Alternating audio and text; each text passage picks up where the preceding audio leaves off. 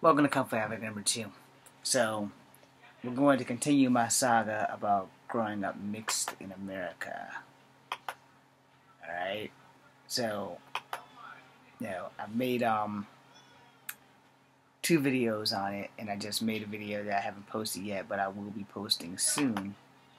And I want to talk to y'all about this, because my other video that I answered the question about this guy homing in on the rock and doing all kinds of other stuff, which is not relevant to this video.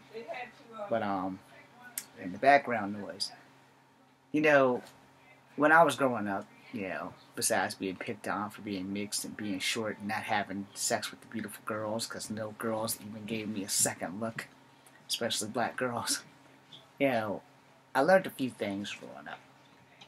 That if I didn't make a difference in my own life, no one else was going to. And martial arts, for one, gave me opportunities to an extent. It did keep most of the bullies away from physical confrontation, but not verbal confrontation. Because physical confrontation is something I can deal with. Because these things right here, they've never let me down. Where verbally, verbal threats are a little bit more dangerous because they make you paranoid, they make you alert, they make you always watching your back. But the fact that I lived in the projects and we were always watching our backs because I was a street fighter, you kind of tend to remember those kind of things as you get older, and you don't never know who you piss off and when or if they're going to come back into your life like a wrecking ball or a cannonball or any kind of dangerous element. But when I was growing up, there was absolutely positively not a lot of mixed kids hanging together because we had this identity crisis on, are we going to be more with the black kids or be more with the white kids? Where are we going to fit in? And for those who were part white or part Asian, same concept. Or part black and part Asian, same concept. And for me, I was the enigma of them all because I wasn't biracial, I'm multicultural, which means I'm a triple threat. Part Cherokee, part black, part white. And it didn't really dawn on me about my Cherokee heritage until I was taught that I was part Cherokee in the 5th grade, so thank you, Miss Conrad, God rest your soul. But as I got older, it was even more difficult for me to fit in because, there were people who were black and white, but there were no people who were black, white, and Native American. So I really didn't have a lot that I could really process in the process of growing up and not knowing who to talk to, not knowing who could relate, because the kids who were black and white, I could relate to their black and white side because they were pretty much the same as me. But when it came down to like Native American shit, there was nothing. And Virginia, as much as we have Native Americans here, I had no means of reaching out to them. And when my great-grandmother on my father's side died, everything that was Native American about us pretty much went with her. And, that was the thing. And my grandmother on my mom's side, she so rarely talks about her origins and stuff. So you're like, okay, well, we just do everything black, which is like a really big ripoff for our family. It's like a really, really big ripoff. So when people, again, start homing in on the rock about his islander heritage of Samoa, I'm like, y'all have no idea how it is to be mixed and how we can't really conform to either side. We can't be more Native American than black than white because we're all of them in one. Now, granted, for some of us, it's fairly easy to conform. Like, all right, well, you know what? I'm just going to build myself as Native American. And I brought this up to you guys here on Kung Fu Havoc number 2 before. Sorry, my game's still on. And, as much as I'm not too keen on, how to deal with it, like talking about it. But I'm really limited on my choices of of what I can and can't, you know, do with it on the real tip. Because, you're like, all right, I haven't been successful as a mixed man in this business.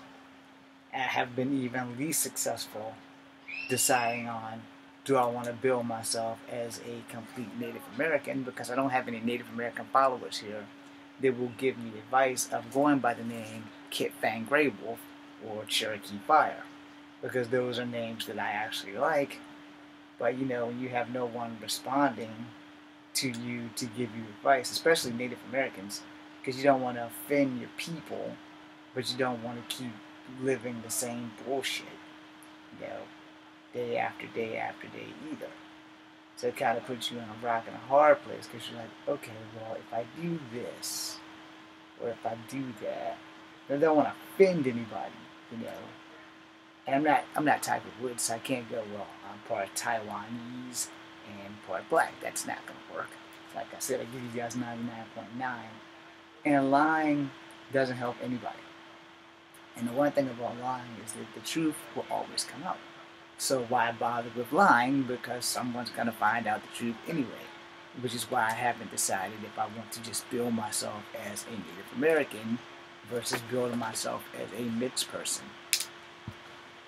So, you have to decide.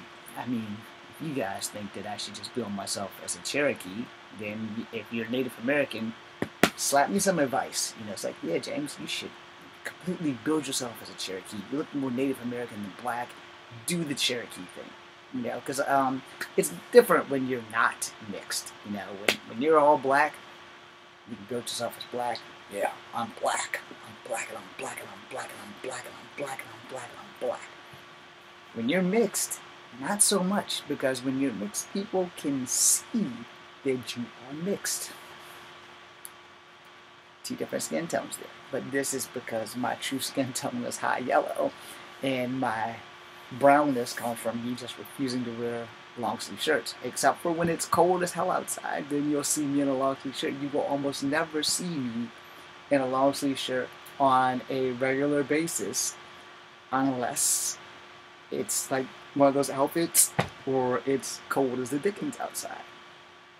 So, I didn't have a whole lot of Cherokee influences because my great-grandmother never took us to the reservation. My grandmother never took us to the reservation on both sides.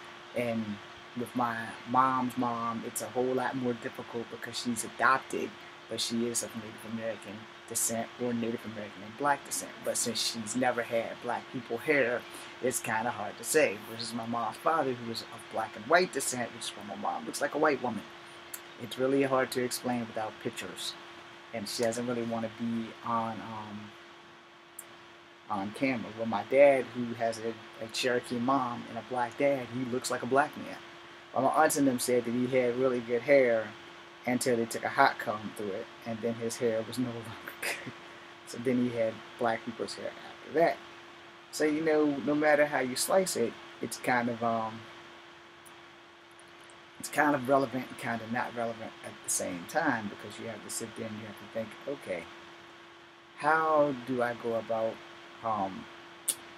fixing certain things? And certain things you really just can't fix, no matter what you do, you're kind of stuck,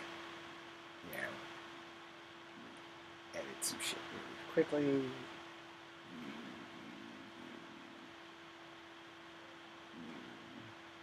You and you. Sorry. For some reason, Instagram tends to not take stuff off your phone, and it's like double my shit. But it doesn't need the double, and so I'm just deleting some of this stuff off. In other words, my entire left column.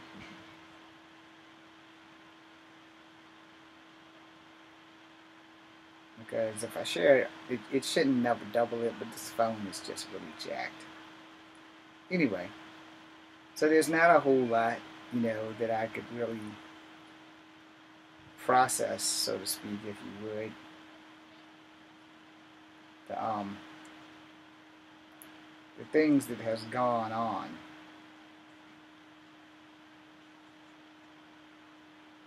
And I sit there and I often think, okay, so what am I doing wrong? My formula's not working. All kinds of other things are going completely wrong. And then, I don't need that anymore. Don't need that anymore. Don't need that anymore. Don't need that anymore. Don't need that. Or that, or that.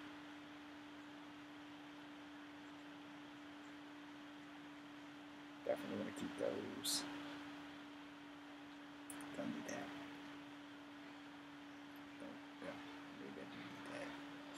Sorry, y'all. But anyway, point being made is that,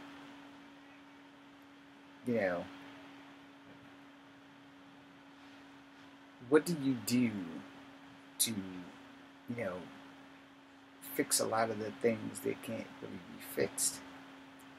And when it comes to like the racism that I have faced from all three of my biological ethnicities, you have to ask yourself, at what point do I figure out where do I fit in? Now see, a lot of you people who aren't mixed don't understand the identity crisis that mixed people have, alright? So a lot of us mixed people, again, as I said like 10 minutes ago before I started deleting things, that, where do I fit? How do I make people see me for who I am versus what they see with their eyesight, alright? Before I end this video, I'll give you an example. Every time that I have applied for a job, I've always put down black. And every time that I have applied for a job, the person taking the receipt, they'll thumb through it and they'll see black and they'll look at me and be like, are you sure you're black? Then I have to go through the drama of explaining to them that my birth certificate says black, this is Virginia, and this is a right to work state and a right to fire me for lying on my application state. So if I lie on my application, I put other, and then you go do a background check and it comes out that I'm black, you're going to fire me for lying on my application. And I also explained to them that back in 1973, there was no other or mixed on our birth certificates. There was white, black, Asian. That's pretty much it. So if you're a Native American, they either would classify you as Asian or Mongoloid. So there you go. And me being multicultural, it just put me down as black. So whenever I sign an application, I put down black. Now, again, if you aren't mixed, you have no idea of a third of the shit we go to. Now, here's the thing. Some of us mixed kids don't have mixed features. Those are the lucky ones, because those are the ones that can blend right in. If I looked more white, people would think I was white.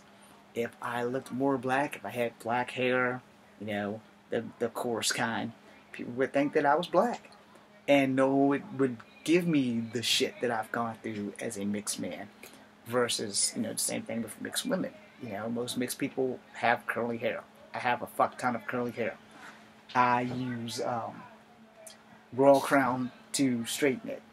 Anyway, I want to end this video on that note, and I want you guys to understand that I will be making a couple of more of these saga videos after class. Thanks for watching. Ignore the background noise. Be seeing you.